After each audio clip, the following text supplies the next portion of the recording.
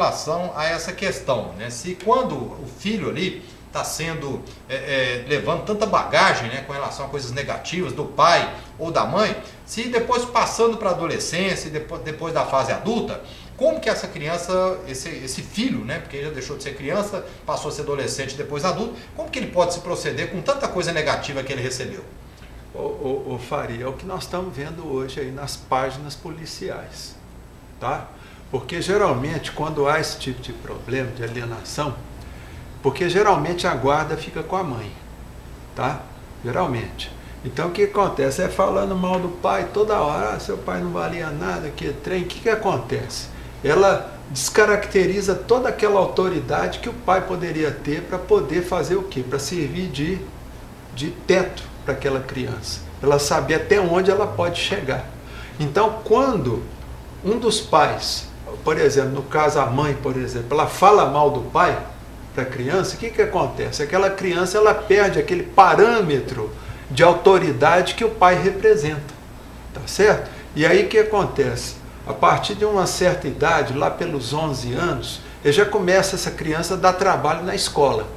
Aí a mãe fica sempre ali, a professora chama, a diretora chama, e a mãe lá, e a mãe chega e quer defender, não, mas meu filho é bonzinho e tal, não acredita na professora, e aquele rolo vai. Porque o que acontece? A mãe, a hora que ela estivesse sabendo desses sinais de falta de limite, já deveria levar a criança para um atendimento profissional. Porque às vezes poderia precisar até tomar uma medicação para poder modular aquela agressividade da criança.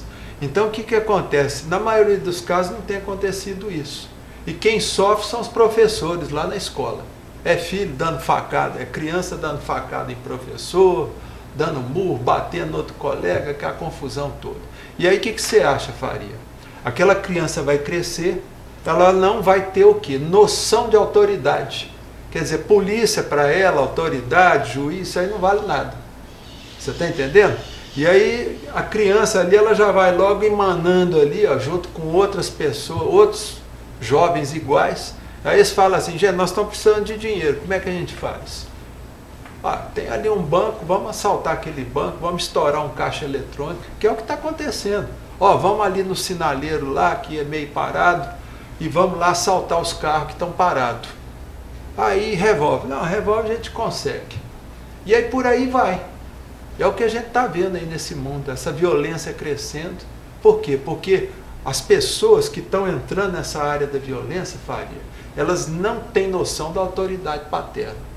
Quer dizer, tiveram uma mãe protetora e uma mãe alienadora. Falaram, seu pai não presta, não vale nada. Tirou a figura do pai ali da responsabilidade. Exatamente. E aí a criança perde a noção de limites, tá? Que é o que nós estamos vendo. Olha, e faz sentido mesmo, porque o que a gente tem observado hoje, inclusive já é uma estatística pronta aí por parte da Justiça, de que as ocorrências, Fernando, tem ali idade média entre 16 e 25 anos. É justamente essa fase de transição da adolescência para o adulto, e ali a cabeça do cidadão fica louca, né? E aí depois o que você acha? Vai passar para a fase adulta. Tudo bem. Passa, mas são esses homens que a gente vê aí, homem de 30, 40 anos, que ainda não virou homem, tá? Que ainda é uma criança.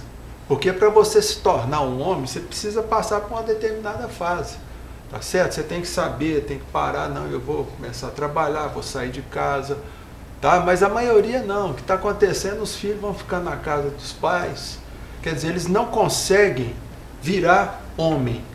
De fato. Se desligar ali. Isso. E isso eu falo também mulher, viu, Faria? Vale para a mulher também? Vale também para a mulher. A mulher não consegue virar mulher, ela continua menina, tá? É uma menina lá de 30 anos com atitudes de adolescente. Isso aí você já deve ter visto muito. Mulher de 30, 40 anos vestindo igual adolescente, querendo ter atitudes e comportamento de adolescente. E assim também é com homens, tá? Você vê homem de 30, 40 anos que fica agindo igual moleque. Tá? Quer sair com 2, 3 namoradinhas, aquela coisa toda, não casa, não assume nada, tá? Não tem nem carteira assinada e vai viver nas custas dos pais ou da mamãe. E é o que a gente tem visto hoje muito, né? Essa questão dos filhos hoje, que realmente não começa a trabalhar cedo, né? Não, você mesmo já disse em outros programas aqui, Fernando, essa questão dos filhos que vão fazendo colegial, depois vão para a faculdade, e aí inventa outros cursos para ficar ali dependendo dos pais. É um assunto problemático mesmo, que a gente sabe que hoje está em voga, mas que realmente é uma forma, como você mesmo disse, Fernando, de chamar atenção, não é isso? Exato, é uma forma de... negativa, às vezes, de chamar atenção. Chamar a atenção daquele pai besta, daquela mãe besta, tá certo? E fica chamando a atenção, Faria. Às vezes vai para droga, tá certo? Só do fato de ir para droga é o que eu sempre falo.